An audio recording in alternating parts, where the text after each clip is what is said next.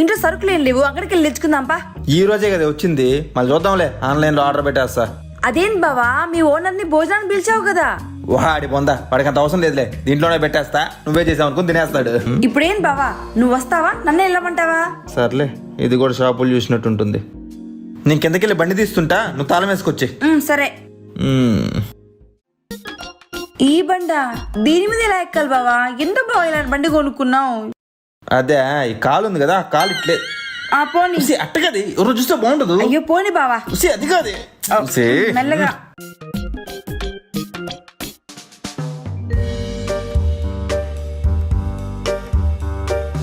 ఏంటో అన్ని ప్యాకెట్లలో పెట్టారు. ఉద్దిపప్పు 65 రూపాయల. బావా ఏంటి లేరా ఒకసారి. ఏమైంది? ఇది చూసావా, అర్ధ కేజీ ఉద్దిపప్పు 65 రూపాయలంట. ఇక్కడ అలానే ఉంటాయి, తీసుకో. ఇంత డబ్బులు పోసి దీన్ని ఏం తీసుకునేది? మా ఆయన ఫోన్ చేసి 4 బస్తాలు పంపిస్తాడు. బస్తాలంటే బస్తాలు, నీకు కావాలంటే నెక్స్ట్ టైం లారీ తెప్పించుకో, ప్రెసెంట్ తీసుకోవే. నాకేం వద్దు, నేనేం తీసుకోను. Any problem Ravi? Nothing, James. I'm just telling the quality of the food. She's liking very much. It's very good.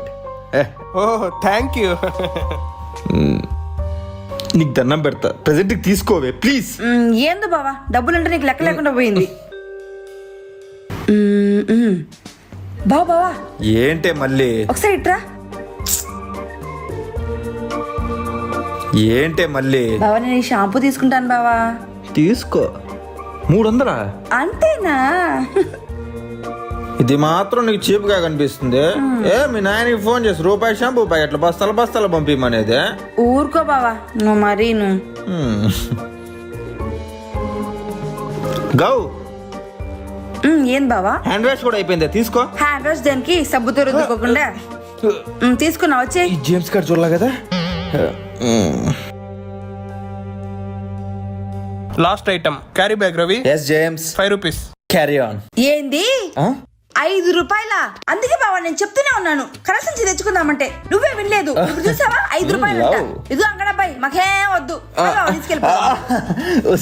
నీకు ధనం పెడతానే, తెలుగు రోజు కాబట్టి సరిపోయింది.